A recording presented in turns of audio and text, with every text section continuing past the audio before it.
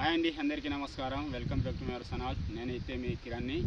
Okay friends, ఈరోజు అయితే మా యొక్క వరి పొలంలోని ముందుగా తొలకరి వర్షాల్లోని దుక్కి చేసుకొని పచ్చిరొట్టె విత్తనం అయితే వేసుకున్నాం. చూస్తున్నాం కదా, పచ్చిరొట్టె విత్తనం మా పొలాల్లోని. ఈ పచ్చిరొట్టె విత్తనం ఏంటంటే జొన్న, కాకి జొన్న, ఉలవలు, బొబ్బర్లు, జనము, ఆ విత్తనాన్ని కూడా మిక్స్ చేసి పొలాల్లో వేసుకున్నాము. ఇవి ఎందుకంటే మనకు ఎరువుగా తయారవడానికి అయితే ముందుగా పచ్చిరొట్టె విత్తనాలు వేసుకున్నాము. ఇవన్నీ కూడా ఇప్పుడు సెల్పేస్తున్నాం. చూడండి ఫ్రెండ్స్, మొదలు కట్ చేస్తున్నాము. ఎందుకంటే ఇప్పుడు ఉడుపు దగ్గరికి వచ్చింది కాబట్టి కలియ దున్నేసుకోవాలి, మన పొలాలని కలియ దున్నేసుకోవాలి.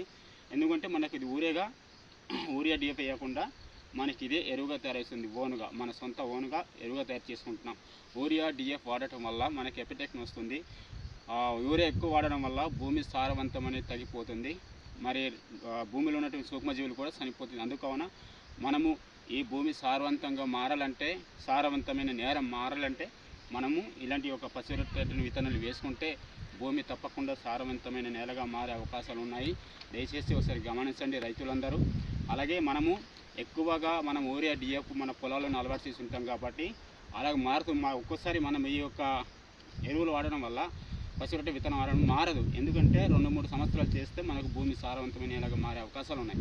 ఓకే ఫ్రెండ్స్, ఈ యొక్క వీడియో నచ్చినట్లయితే లైక్ చేసి, షేర్ చేసి, కామెంట్ రూపంలో తెలియజేయండి. అలాగే సబ్స్క్రైబ్ చేయడం మర్చిపోండి. Okay friends, thank you, bye bye.